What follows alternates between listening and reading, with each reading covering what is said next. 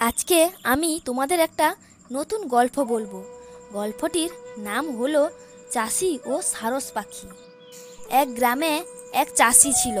চাষি মহানন্দে সুখে চাষবাস করত। কিন্তু কিছুদিন হলো চাষির ক্ষেতের রোজ কতগুলি বক এসে ফসল খেয়ে যাচ্ছে। তাছাড়া ক্ষেতও খুব তছনছ করে যাচ্ছে। কয়েকদিন এমনি দেখে দেখে বিরক্ত হয়ে সে একদিন বক ধরবার জন্য খেতে জাল পেতে রাখলো। পরে কি হলো তদারক করতে এসে দেখে জালে কতগুলি বকের সঙ্গে একটা সারস ধরা পড়েছে। চাষি তাদের ধরতে এলে সারসটা বললে, ভাই চাষি, আমাকে তুমি ছেড়ে দাও, আমি তোমার শস্য নষ্ট করিও না।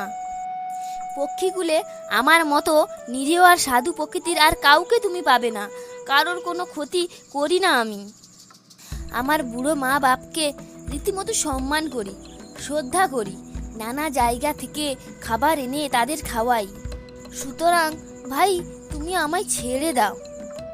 উত্তরে চাষি সারসকে বললে, তুমি নিজের সম্বন্ধে যা সব বললে সে সবই ঠিক আছে, কিন্তু যারা আমার শস্য নষ্ট করে তাদের সঙ্গেই তুমি ধরা পড়েছ। সুতরাং তাদের সঙ্গে শাস্তি ভোগ তোমায় করতে হবে। অতএব এই গল্প থেকে আমরা এই শিক্ষা পাই যে অসৎ সঙ্গের অশেষ দোষ। নিতান্ত নিরপরাধ সৎ লোকেদেরও সঙ্গদোষে বিপদে পড়তে হয়। ভিডিওটি ভালো লেগে থাকলে অবশ্যই একটি লাইক দিবেন এবং নতুন চ্যানেলটিকে সাবস্ক্রাইব করুন ও পাশে থাকা বেল আইকনটি বাজিয়ে অল করে দিন, যাতে সমস্ত কার্টুন ভিডিও পেতে পারেন।